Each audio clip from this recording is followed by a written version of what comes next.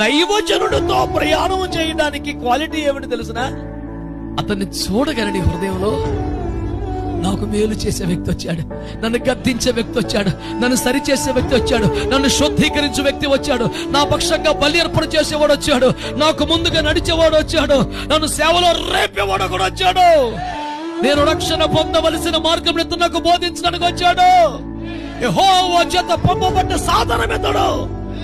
అతని వలన నీ జీవితంలోకి రాబోతున్న ఆశీర్వాదాల చెత్త నీ కళ్ళ ముందు కదలాడగా నీ గుండెల్లో ఒక సంతోషం రావాలి.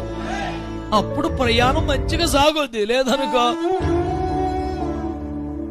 యేసుతో టీవీగాను పోదమా, ఇంకా ఇప్పటికి పదమా చేరను ఎల్లను మని పాడినా చైనా చేరనా ఇప్పుడు మనీరా బాబు ఎత్తుకు ఇన్నిసార్లు అనటం వద్దేరా దేవుడు.